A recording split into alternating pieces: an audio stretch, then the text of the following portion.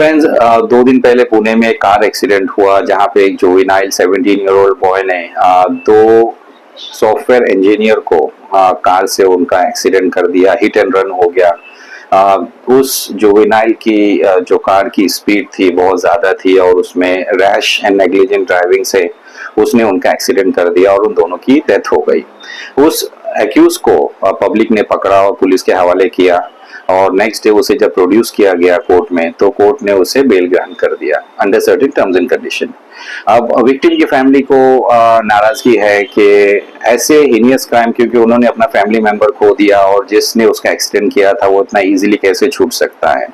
तो जो FIR register हुआ था वो हुआ था under section 304A, section 279, section 337, section 338 of IPC and sections of the motor vehicle act. ये सारे सेक्शन हैं वो बेलेबल इन नेचर हैं, मतलब उसमें बेल मिल जाता है, इसीलिए उस एक्यूज को बेल मिल गया। मगर जरूरी नहीं है कि कोई भी एक्यूज कोई भी क्राइम करके, चाहे वो माइनर ही क्यों ना हो, वो इतना इजीली छूट सकता है, ऐसा जरूरी नहीं है। इस माइनर को सिर्फ अभी बेल मिला है, उसका केस खत्म नहीं हुआ है और जिस सेक्शन में उसे अभी अरेस्ट किया गया था और बेल मिला है उसमें भी पनिशमेंट है अराउंड 2 years इम्प्रिजनमेंट। तो उसका अभी केस खत्म नहीं हुआ, सिर्फ बेल पे वो बाहर है, ट्रायल होगा उसका जुवेनाइल कोर्ट में।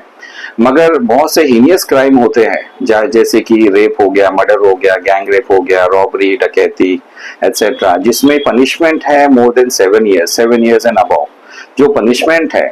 और जो माइनर की एज अगर 16 से 18 साल है तो वो माइनर को एक एडल्ट की तरह ट्रायल किया जा सकता है, उसके ऊपर एडल्ट की तरह केस चलाया जा सकता है। बट कोर्ट को ये डिसाइड करना होता है कि ये जो हीनियस क्राइम हुआ है जुवेनाइल के हाथ से, क्या उस वक्त वो उस कंडीशन में था, उसे उस एक्शन का जो वो कर रहा था एक्ट, उसे पता था कि वो क्या कर रहा है और उसके कॉन्सिक्वेंसेस क्या होंगे। कोर्ट को ये डिसाइड करना होता है कि क्या उस बंदे को ये चीज का नॉलेज था और उसके एक्शंस के बारे में पता था क्या होगा, उसके कॉन्सिक्वेंसेस क्या। उस बेसिस पे वो जुवेनाइल को, उस माइनर बंदे को एक मेजर की तरह उसके ऊपर केस चलाया जा सकता है। अभी प्रेजेंट केस की अगर हम बात करें तो ये जो माइनर है वो 17 साल और कुछ महीनों का है, जिसके पास लाइसेंस भी नहीं था और वो गाड़ी चला रहा था हाई स्पीड में, उसने एक्सीडेंट किया। उसकी कार के ऊपर चालान भी है एज पर द न्यूज।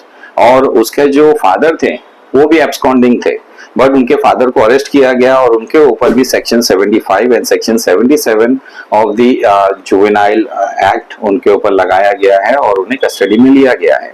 क्योंकि उनके जो फादर है उन्होंने उस लड़के को, उस माइनर को, एक्यूज को, उन्होंने वो गाड़ी प्रोवाइड की थी जो कि वो अभी गाड़ी चलाने के लायक नहीं हुआ लीगली। उन्होंने उस माइनर को पैसे दिए पार्टी करने के लिए क्योंकि उसने अल्कोहल कंज्यूम किया, तो उसमें उनके फादर का हाथ है। उन्होंने उसको बढ़ावा दिया, उन्होंने उसको इतना फैसिलिटेट किया कि वो बंदा उसने ड्रिंक करके गाड़ी चलाया, जो कि वो भी चीज लीगल नहीं थी। तो उस चीज के लिए उसके फादर को, उसके ऊपर रजिस्टर हुआ है केस और उन्हें भी अरेस्ट किया गया है। मेरे सारे पेरेंट्स से ये रिक्वेस्ट है, ये वीडियो बनाने का यही रीजन है कि अभी ये जो हादसा हुआ है ये आजकल बहुत कॉमन हो गया है। ड्रिंक एंड ड्राइव, माइनर चला रहे हैं, एक्सीडेंट कर रहे हैं, बट उनका क्या जा रहा है, वो तो बेल पे छूट जा रहे हैं। बट जो फैमिलीज का, जिनके लव वंस गुजर जा रहे हैं ऐसी चीजों में, उनका तो पूरा घर बिगड़ जा रहा है, उनकी पूरी लाइफ तहस नहस हो रही है। तो मेरी हर पेरेंट्स से ये रिक्वेस्ट है कि वो अपने बच्चों को देखें, अपने बच्चों को ताकीद करें कि वो क्या कर रहे हैं, उनके ऊपर नजर रखें और उन्हें ये सब चीजों से, बुराइयों से उन्हें दूर रखें।